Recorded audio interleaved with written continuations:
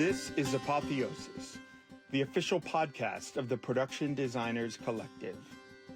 I'm your host, Alexander Whittenberg. Today, I'm happy to have you here for the first episode of what will be an ongoing sub-series of the podcast called Apotheosis Notes from the Field. To kick things off, I'm delighted to have Jeannine Oppewall join us in the virtual studio.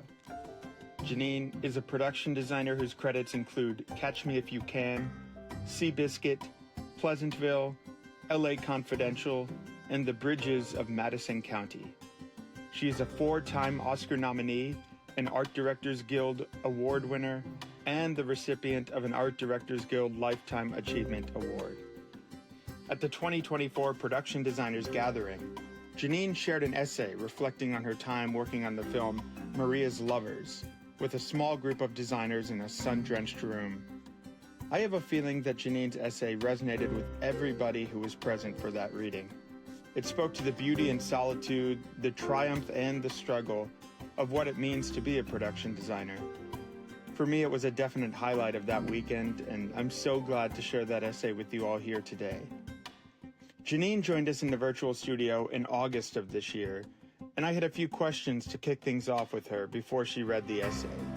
So here now is my conversation with Jeannine Oppewall.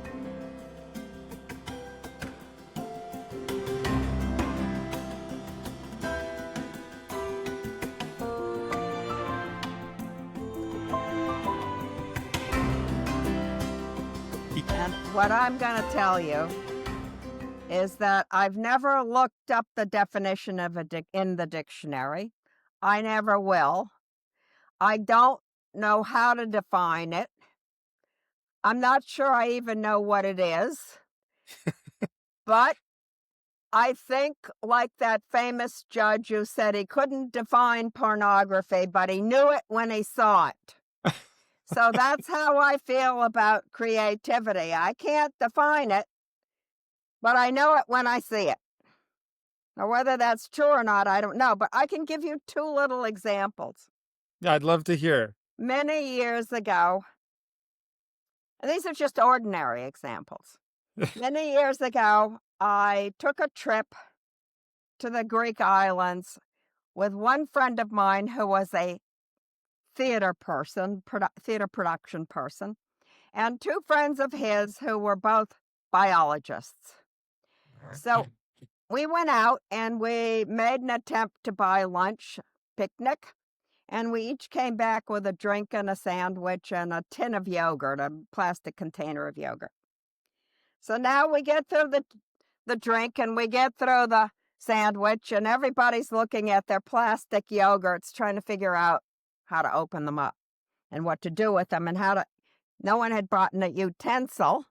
They weren't available even in the store. So the scientists promptly rip off the cover, and they start just gulping it out of the bottle, out of the plastic, which doesn't work very well. It kind of goes all over. And I sit there and I carefully peel off the tin foil, and I carefully fold it up so that it makes a little spoon, and I start digging.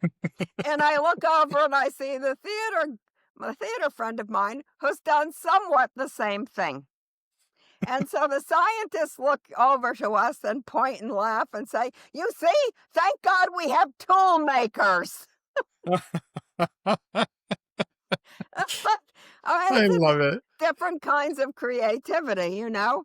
And then It's true. A couple years later, I went and met couple of same scientists, and we were strolling around near Marie Antoinette's cottage at Versailles. And going to it, you walk over this little stream on this little cute bridge, and we both looked down, and we saw all these Japanese koi hovering around the bridge. And before we had walked onto the bridge, there were a group of French students, and they carefully, tore up their sandwiches, the bread left over from the sandwiches, and they dropped it from the bridge onto the fish in the water. And my friend stood there and he looked at the fish and he looked at me and he said, "Wow," he said, I'm trying to understand what the life view could be of these fish for explaining this constant rain of, delicious French bread down into the waters above them. And I just thought, now that's an incredibly creative response. He's trying to understand from the fish point of view how they understand their worldview that explains this constant availability of French bread. So it was one of those things that I just thought, okay, creativity comes in many different forms. Some people try to understand worldviews. Some people try to make tools. Those are just two little examples of the nature and meaning of creativity. Yes, and two factors that go into the daily life of a production designer too, understanding the characters whose story you're telling and how to tell those stories with what tools, right? With what tools, yes. Yeah. So So, that's basically my no definition definition. it's perfect, and the reason I always ask that question is because some people get very technical about it. Some people are very philosophical and profound, and some share these kind of wonderful anecdotes that shed so much light onto what is sort of an impossible question. Yeah. So I really enjoy your reflections there.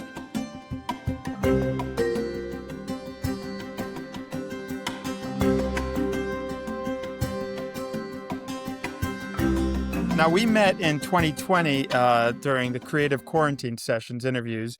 And since then, we've been in Greece together twice for the production designers gatherings. And I know you have a trip coming up to the Silk Road. And then later in the year, you're going to Japan. So I know you're always traveling and it's a big part of your life. So another question that might be an impossible question, but how does travel affect you as a production designer? Well, it's another one of those things that's very difficult to be specific about. I think it has to do with an infinite amount of curiosity about worlds that are not my own. Hmm. And I think if you're kind of born with curiosity about the world that isn't your own, there's this constant itch to satisfy that. And, curiosity is one of the things that you really do have to have as a designer, because you have to be curious about why this works and that doesn't work, and why when you say this, people understand, and when you say that, you're just making things more opaque. I mean, you just really, I think it's curiosity and an itch, and there is there's nothing that says, oh, tomorrow I can apply this information that I got on this trip to whatever design project I'm using. It doesn't really work that way.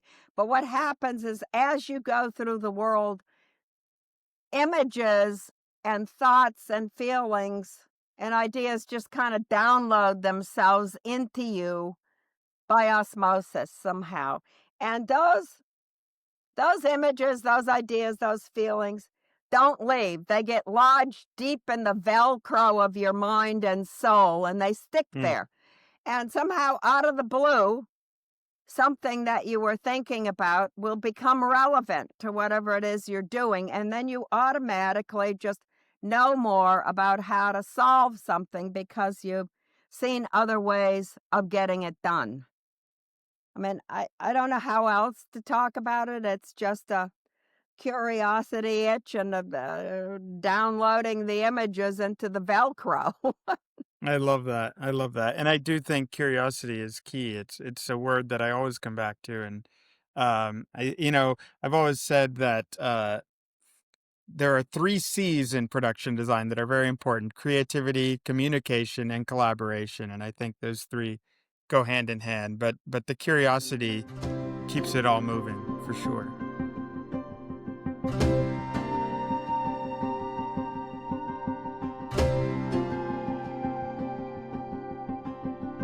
So one of the highlights, for sure, of the 2024 Production Designers Gathering in Greece was when you shared an essay you had written about your time working on Maria's Lovers.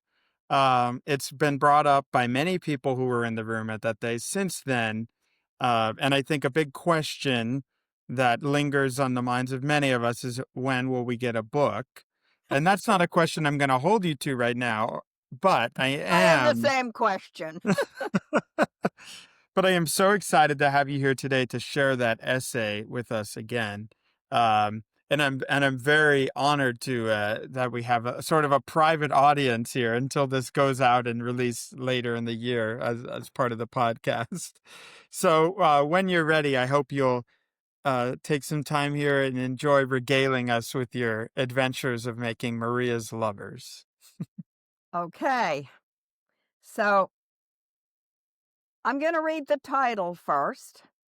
It's called Maria's Lovers, or My Movie with Andre. Okay. I have seen your work in Tender Mercies. It is very strong. Tell me, my dear, are you Protestant? I am sitting in a completely nondescript office off Sunset Boulevard in Hollywood, and Andrei Konchalovsky is talking with me about the possibility of my working with him on his next film, Maria's Lovers. I'm taken aback. What American director would ever inquire about a designer's religious background? I had to confess to him that, yes, I had been raised as a Protestant, but that I had not practiced the faith of my fathers for a very long time. He laughed and told me that my Protestantism showed in Tender Mercies. He went on to explain to me that the movie he would be directing would be very different because it was set in a community of Eastern Orthodox believers. What followed was a short discussion about how one person's environment could differ significantly from another's depending upon their attitude toward God. Naturally, I had a few ideas about this subject, having been raised in a religious household. Andre told me that for Russians, the Orthodox Church was not just a religion, but it also represented a cultural and historical identity. I noticed later that he had an icon set up in his rented house, placed traditionally on a wooden triangular board in the corner of one room. But in this interview, after a short time, Andre suddenly stood up to dismiss himself, saying he did not want to be late for his appointment to get a haircut. I left thinking it had all gone very strangely. So I was very surprised the next day when I got a phone call from the producer, Larry Mordoff, saying that Andre had decided to hire me. A few days later, I ran into Andre in the elevator of that same office building. I was going to a meeting to discuss some proposed location photographs. Andre looked at me and said, I heard something about you. It is personal. I laughed and I told him that whatever he had heard about me was undoubtedly true. I figured he'd asked around and been told that I'd been married to the director and writer Paul Schrader. There was no point in exploring that subject any further. We both laughed, and when the elevator reached our floor, we just moved on to discussing the location photographs that had been sent by the Pittsburgh Film Commission. In the film business, you're only ever two well-placed phone calls away from anything you want to know about anybody else in the business worldwide. But it took more than two phone calls for me to get any information about Andrei Konchalovsky, other than what the producers had told me, which was that he was a Russian director trying to make his first film in the U.S. I called my ex-husband. He knew nothing about the guy, but mentioned that maybe the people at the Pacific Film Archives in Berkeley would know more. But in the end, it was a phone call to a friend who had Russian friends that turned up the most information. It seems that Russian expats are always spying on each other in some way or another. collecting bits of cultural information to exchange later when and if useful. Within 2 hours, my friend's Russian friends had shared with me what they knew about Andrei, who his family was, how many times he'd been married, what his behavior on the set was reported to be, and what films he had made. Of course, when the film was completed and I was back in Los Angeles, I got a call to have dinner with the Russian friends, who proceeded to ask questions about how things had gone during the shoot. I just concluded it's a kind of cultural spycraft, I guess you'd have to call it. Today, of course, you can make 2 good clicks on Google and come away knowing more than you could learn back then from 2 phone calls. But what I heard about Andrei made me understand that his family had been an aristocratic cultural power in Russia since the days of the Tsars. His grandfather on his mother's side, Peter Konchalovsky, had been a prolific painter. His father, Sergei Mikhalkov, had been a famous children's book writer and had also written the Soviet national anthem, which has now been reinstated as the Russian national anthem by Putin. His mother, Natalia Konchalovsky, was a poet. His brother, Nikita Mikhalkov, was also an actor and a director, and Andrei himself was recently famous for the film Siberiada, which had won the Grand Prix at Cannes in 1979. He'd also written the script for Andrei Rublev, directed by Andrei Tarkovsky. He and Tarkovsky actually, I guess, shared credit for the writing. Andrei Rublev was, and still is, one of my favorite films. The film that astonished me the most, that showed me what cinema could really be. I knew that I would not be working with an ambitious neophyte, but an experienced filmmaker, determined to be the first Russian director to succeed in Hollywood. The script that I'd been given for Maria's Lovers was set in Yugoslavia after World War II. I read it and asked the producer if we were going to go to Yugoslavia to make the film. The answer was no. We'd have to figure out where in the U.S. would be best to make it. It should be someplace where Slavic immigrants had settled in large numbers. That place turned out to be Pittsburgh, the heart of the mining and the furnace industries. Maria's Lovers tells the story of a woman whose childhood sweetheart, Ivan, returns from the war to marry her, but is unable to consummate the marriage due to psychological wounds that the war had inflicted on him. Ivan's problem seems to be that he loves Maria too much. "So love me less," she says to him. But Maria is the object of the affection of 3 men, of a callow army captain whom she is dating when Ivan returns, of Ivan's own father, and of an arrogant and attractive wandering troubadour, hence the title Maria's Lovers. The story draws its impetus from the 1945 John Huston documentary called Let There Be Light.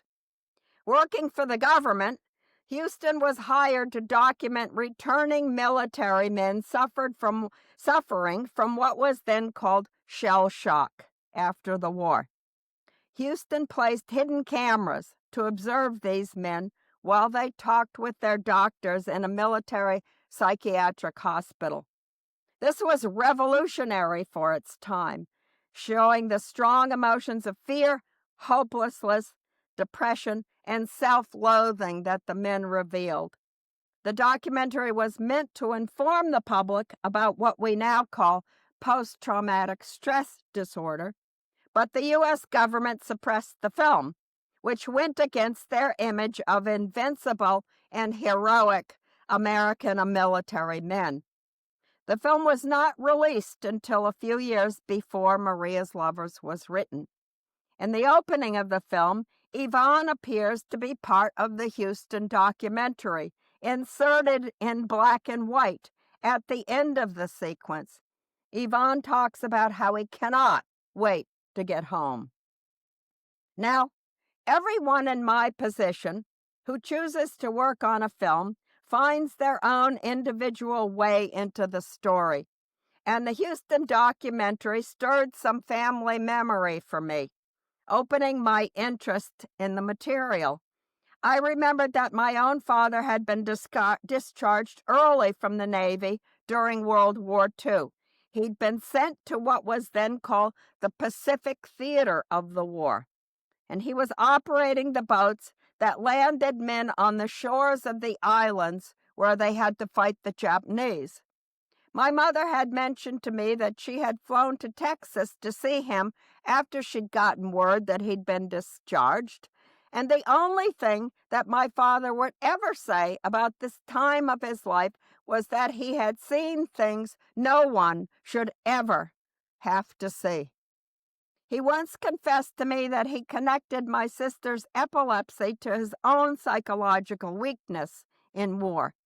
Apparently, he had even lost his dog tags in one of these battles because years later, the tags turned up, having been found by a local diver named Sampson on the small island of Manus, and an Australian journalist somehow tracked down my brother to ask if my father had died at that particular battle site.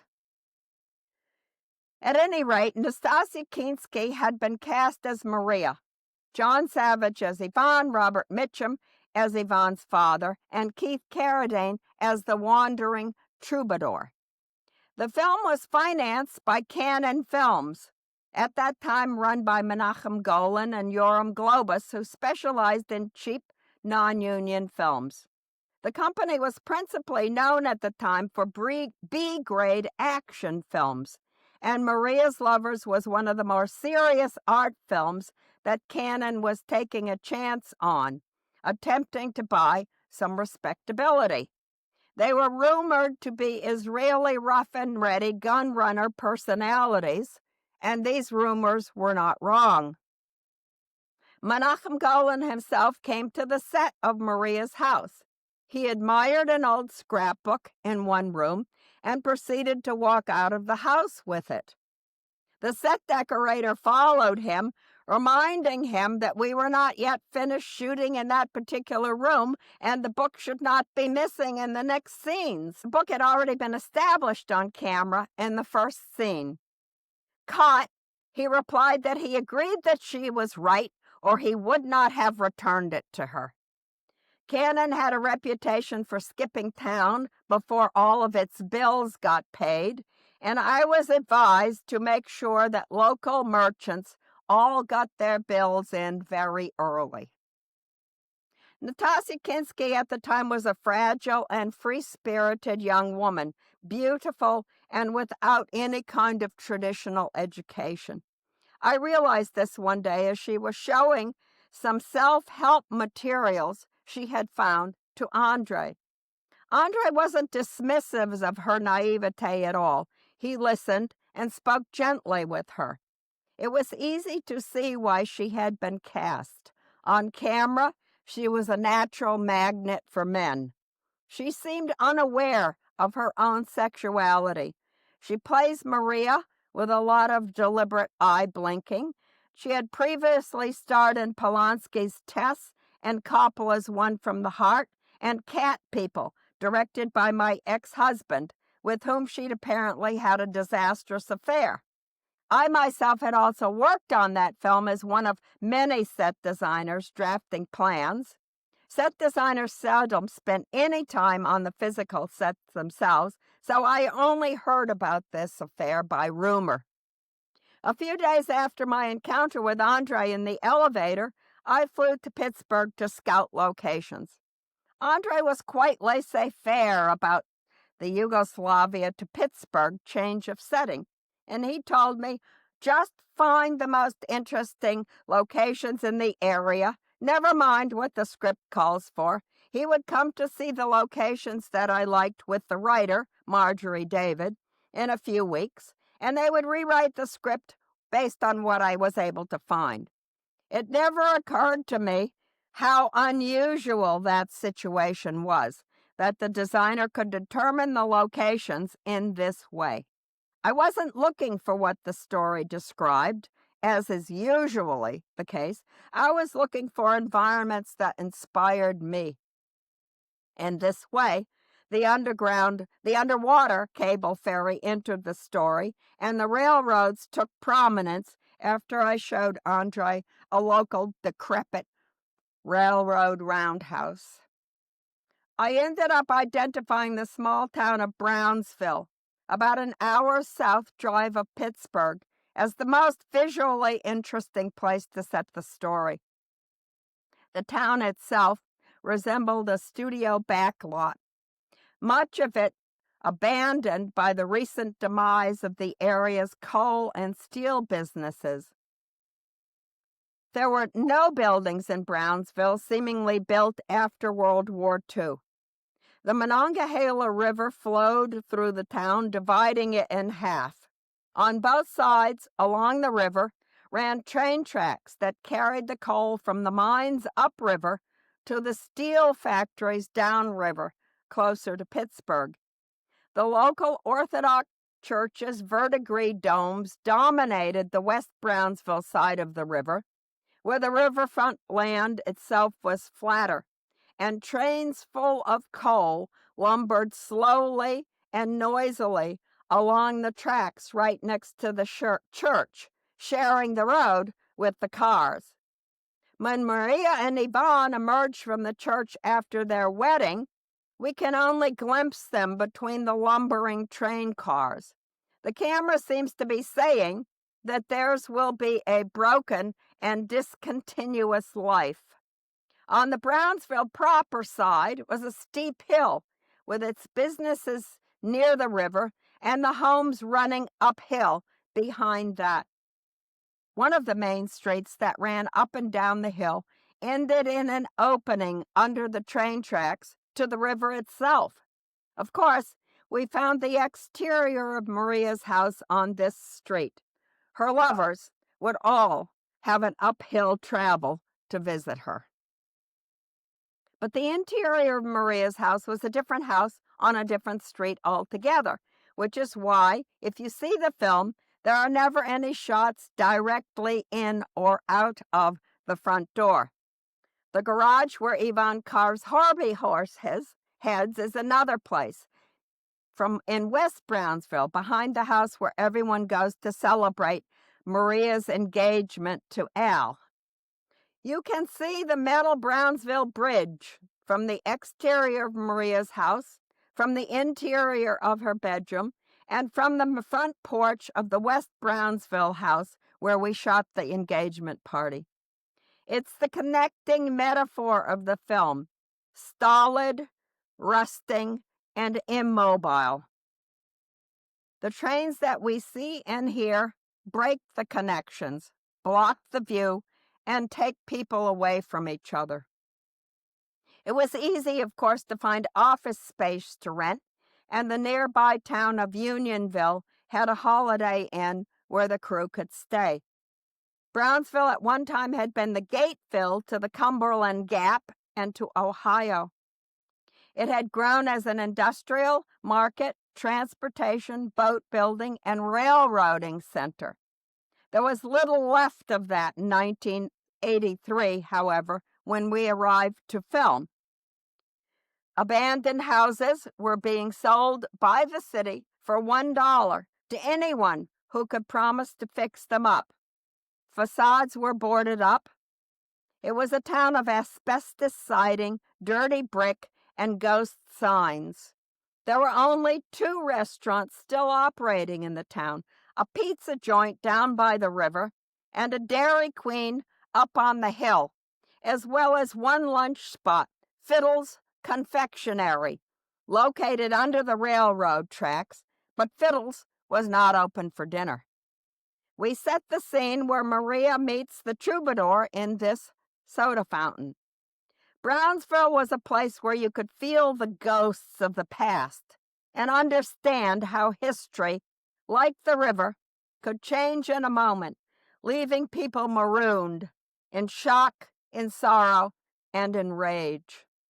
In that sense, it was the perfect metaphorical environment for the story. A man comes home mentally damaged by the war, expecting to find his town and his people the same as he had left them, as he had fantasized about them during the war, and instead finds nothing is the same.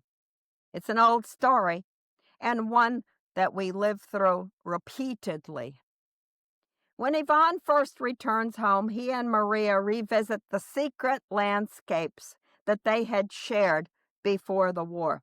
Several times they return to a hill where we placed an aging red metal porch chair in the grass. That chair was like the jar that the poet Wallace Stevens wrote about in his poem, The Anecdote of the Jar.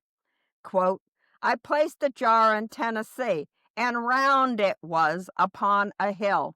It made the slovenly wilderness surround that hill. It took up dominion everywhere. The chair gave focus to the landscape, and the audience understood they were in the couple's private, secret spot every time it appeared. Andre used the chair to mark the passage of time while Yvonne is away, adding a post-production second unit shot of it in the snow. It wasn't just that Brownsville was photogenic. It had visual staying power. It remained strong in your memory long after you had seen it. You could feel the stories of the immigrant miners and factory workers that lived there. They're still being whispered among the carcasses of the derelict buildings. In Andre's English, Brownsville was a darling town. I hired Lisa Fisher as set decorator and David Brisbane as art director. I had worked with them before on a little film called Love Letters, the one art film Roger Corman ever made, written and directed by my friend Amy Holden Jones. But the three of us quickly decided it might be better to rent a house so that we could make our own food from time to time. And no sooner had we moved into the house than the Canon Films representative who had arrived demanded that we move back into the hotel, shouting that no money should make extra money off Canon Films. I explained what a disruption that would create for my art department, that it had taken us several days to move out. It would take us several more days to move back. And since we were very close to shooting, maybe he could convince the director to set the early scenes of the movie in the woods, since my art department would not have time to prepare any difficult sets for the first few days of shooting. He relented, saying he would make an exception for us since we were doing such a good job. From him, I learned a real lesson in fighting for myself and my department, in meeting company bullies, and in pushing back. I'd not been brought up to fight back. In my family culture, people were supposed to be respectful of those in authority, but I began to discover that nothing brings out the rebellious in me like a good bully, especially ones who do nothing to earn the respect they think they automatically deserve. It was, as Andre correctly noted, class warfare. Many of Andre's remarks reflected his awareness of politics both in the U.S. and the Soviet Union. He'd been hoping to get the lab processing the film to try a special process, taking color out of the film selectively, and when they refused, he said that they were worse than the Soviet Politburo, stuck in their old hidebound ways. He was learning what some of us already had learned, that creative freedom wasn't necessarily any easier to attain in Hollywood than it would be in the Soviet Union. In the Soviet Union, censors were political, but in the Hollywood, they're commercial. I remember Andre telling me that in the U.S., film was cheap and people were expensive. But in the Soviet Union, film was expensive and people were cheap. In Russia, you could afford to rehearse a scene for weeks if necessary, but you had only once to get it right in camera. This explains something about the extremely long and complicated camera moves that had so surprised me in Andrei Rublev. Trying to live in an unfurnished house while working on a movie is a mistake I'll never make again. We each bought futons to sleep on.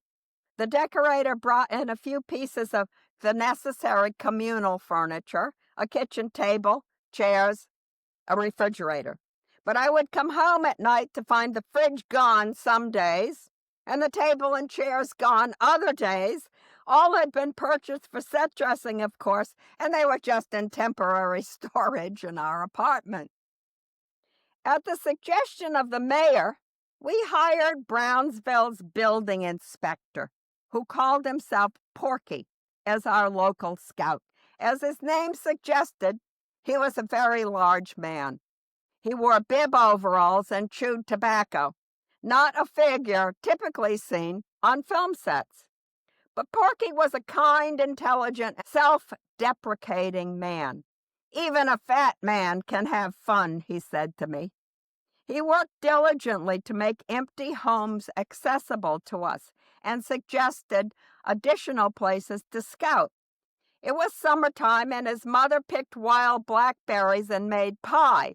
There were days when I remember eating blackberry pie for breakfast, for lunch, and for dinner. A welcome change from pizza and burgers. There were several bars in the story. The first bar you see in the film is in a little town called California, Pennsylvania, not far from Brownsville. It was called the High Point Bar and was perched at the edge of a bluff above an oxbow on the Monongahela River. It was a spectacular setting and spoke to me right away, demanding to be used in the movie.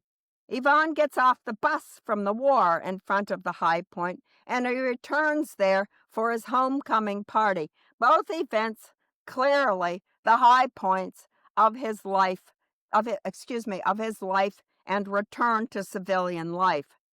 The other bar was the Sunset Hotel above the town of Brownsville itself, clearly a World War II relic with an airplane on top. Quite a number of these bars were built around the country by returning World War II veteran pilots, memorializing their wartime experiences.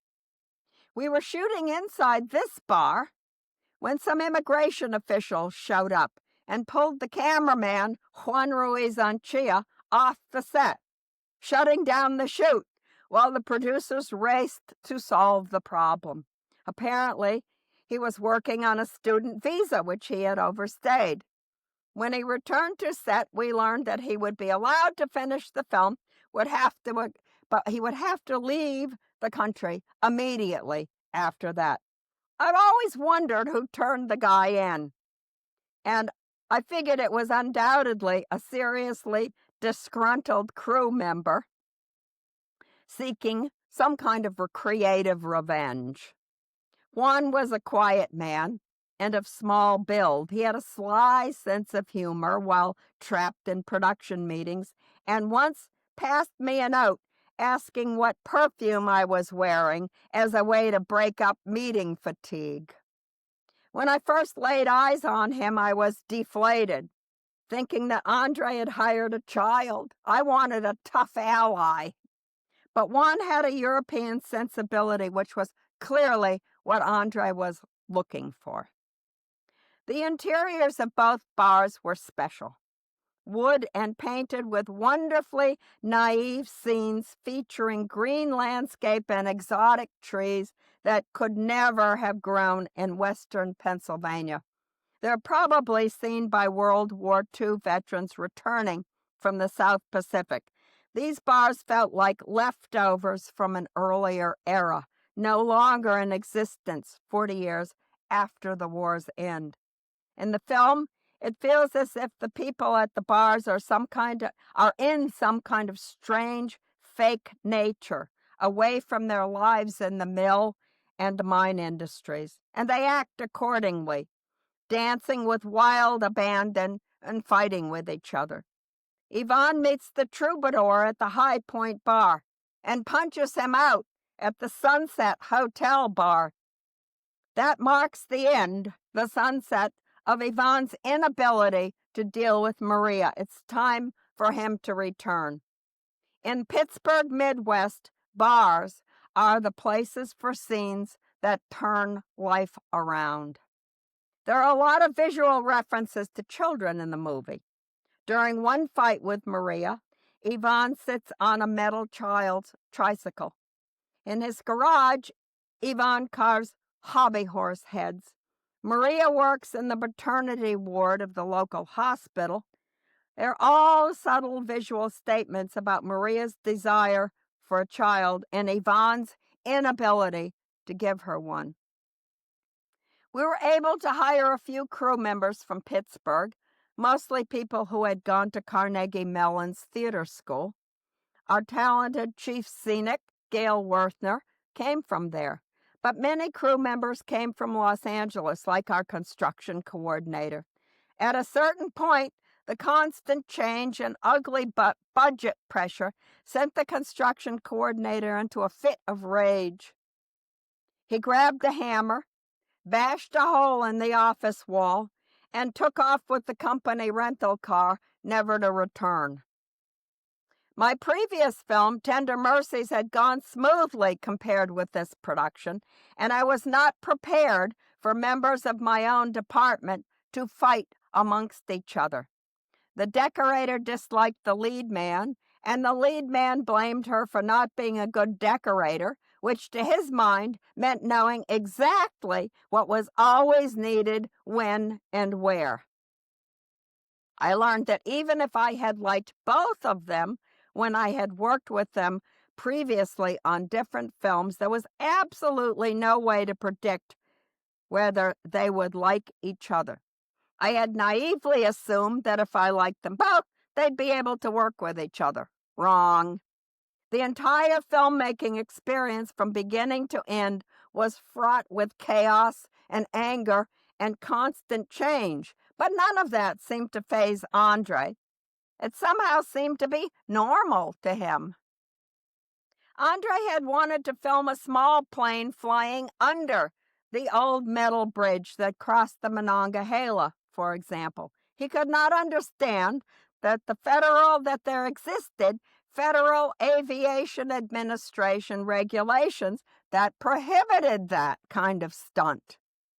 And he and the New York first assistant director, Joe Vinogradov, fought long and loud over that one.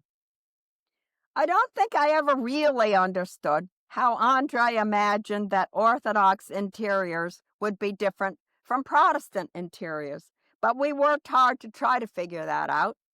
All the home interiors are designed in various tones of beige. Mrs. Winnich's place has broken color beige wallpaper with hits of maroon and red to indicate the heat of her overtly sexual personality. Maria's home has striped living room beige wallpaper. The upstairs rooms are off-white. Everything has a lot of unpainted history showing through. The door molding's always crackled. Everything is worn down, tired, dirty, unrepaired. What had undoubtedly been pure white at one point had aged over the years, just as Maria had while Yvonne was at war.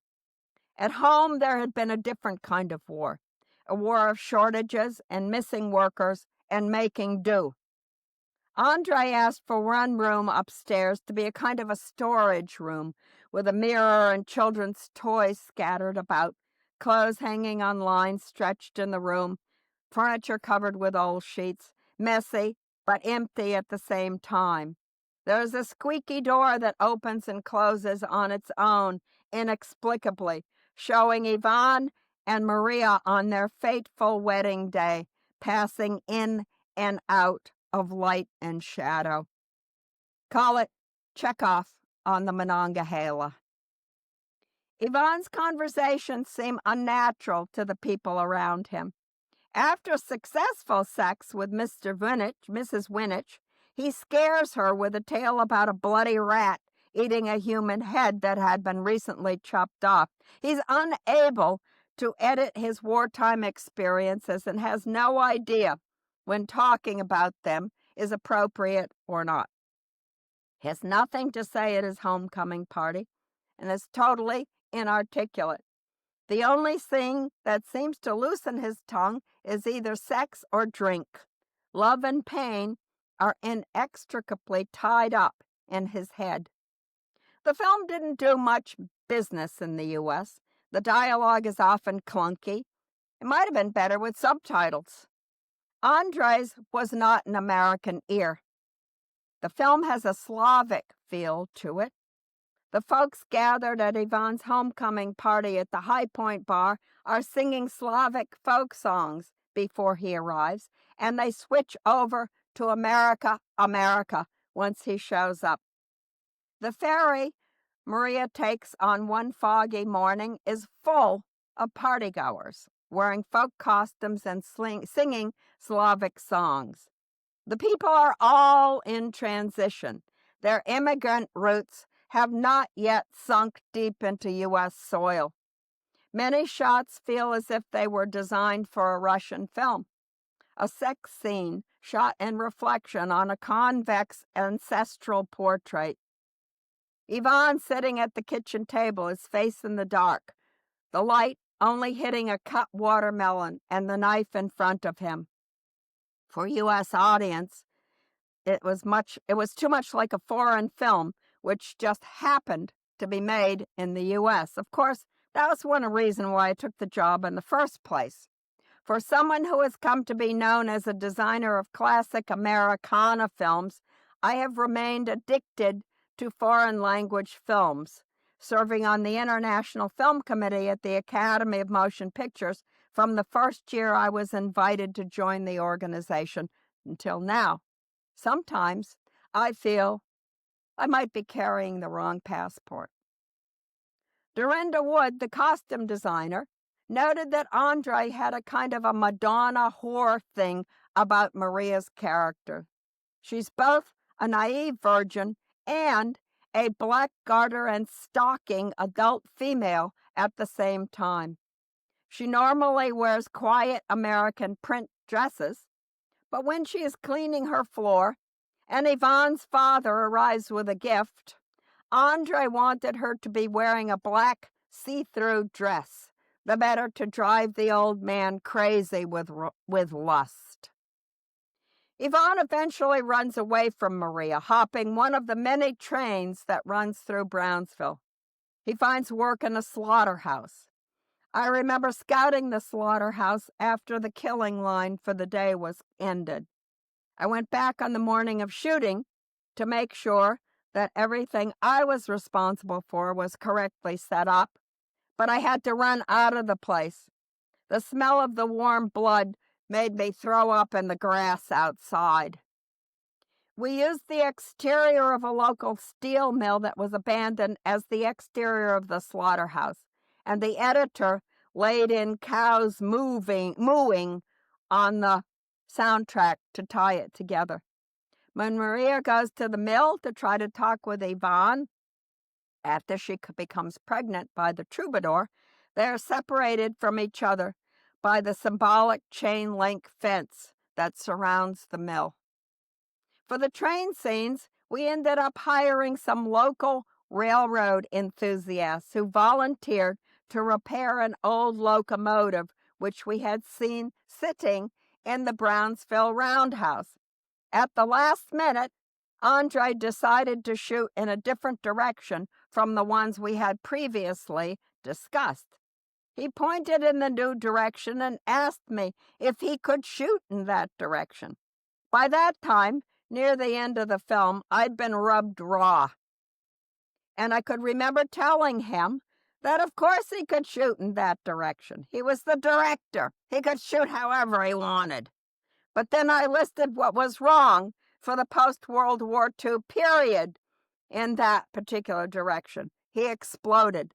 "Woman, you have face of girl and eyes of eagle. You make miserable wife." To which I responded, "Andre, we are not discussing I make miserable wife. We are discussing you make miserable director." He didn't seem to mind my explosion. I think it was his way to push until he got pushed back.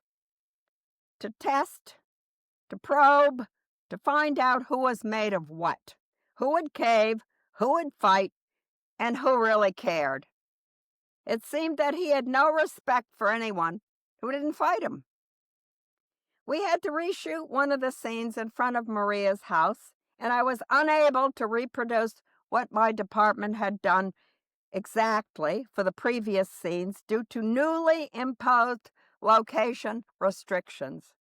I fumed as I saw where Andre was putting the camera, capturing exactly what I'd been unable to match. Finally, I went to him to explain and to complain. He looked at me, said nothing, got up, moved the camera, came back, sat down, and said, "Woman, I do what you want. Now shut up." Of course I did. Some years after I worked with Andre on Maria's Lovers, I was watching the Tarkovsky film Ivan's Childhood, and I heard Andrei Konchalovsky's distinctive voice playing an anonymous soldier in a scene set in a swamp.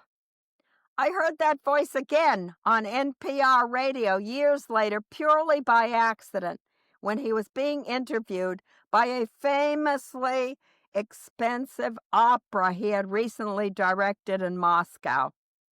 And in 2016, he was interviewed about his grandfather's paintings in a documentary film titled Revolution: New Art for a New World. It was about Russian avant-garde art during the 1917 Russian Revolution. It's a subject that interested me, and I went to the film not knowing that I would see in Andre that I never got to know while working on Maria's Lovers.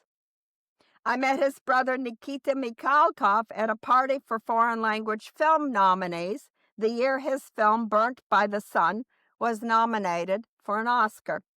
His translator was my friend, Elena Baranova, a costume designer and producer, and when she introduced me as someone who had worked with his brother Andre, Nikita looked at me and said, laughing, "Oh, my poor dear, I am so sorry for you." I had heard that their relationship was one of friendly sibling rivalry, and Nikita's comment seemed to find that truth. Just recently, while researching a trip to Central Asia, I decided to watch some films made in that part of the world. I came upon one called The First Teacher, made in 1965. Partway through the film, I started to feel that something about the film's style was familiar to me. And sure enough, when the credits came at the end, I saw that Andre had directed the film. It was his first film. In it, a young soldier with little to no education himself travels to a very remote village in Kyrgyzstan to become its first teacher, whereupon all his troubles with the villagers begin. My brief relationship with Andre has been like a stone thrown into a small lake. It continues to produce occasional and unexpected ripples. The very last thing I remember Andre saying to me was, "My dear, we had such wonderful fights together." But when he returned to the U.S. to direct his next film, Runaway Train, I never heard from him. So, probably I'd been wrong. Obeisance might actually have been what he wanted in a designer. The end. Bravo. It's brilliant, and the thing that I have to say is that it feels like this is And I know this is just one of, how many of these have you written at this point? I've gotten through, I don't know, I guess about 3, only 2 of which are in decent condition, and I need to do more, obviously. Yeah. Well, they are really there's so much about just movie making in general, too. It feels like it should be required reading for anybody who's wanting to go into a life in the pictures. But I'd like to ask, what inspired you to kind of go back and reflect on these moments of your life and write about them? Well, in this case, specifically, my ex-sister-in-law, Chaco, was diagnosed with breast cancer, and she didn't have very long to live. And I ended up spending a fair amount of time helping her. And I found that during this time, the only thing she really wanted to talk about were things about her past.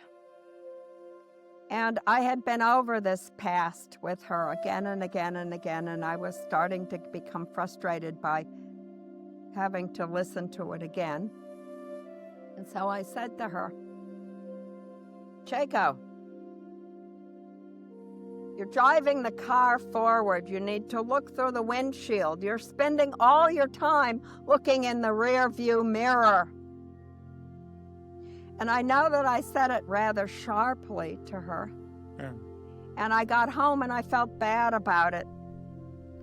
And in mulling over that particular incident, I realized that perhaps I could use a little rear view mirror gazing, which is what this essay was sort of about. Look into the rear view mirror, see what you've done, see what sense you can make out of it, see what you did right, see what you did wrong, see what you learned about it, and make something of it. And that brings us to the end of our conversation today. I'd like to take a moment to recognize my co-producer, Gavin Mosier, and the composer of our original score, Nathan Avakian. Don't forget to subscribe and stay tuned for our next conversation in this ongoing odyssey into the world of film design. Until next time, be kind, stay creative, and thanks for listening.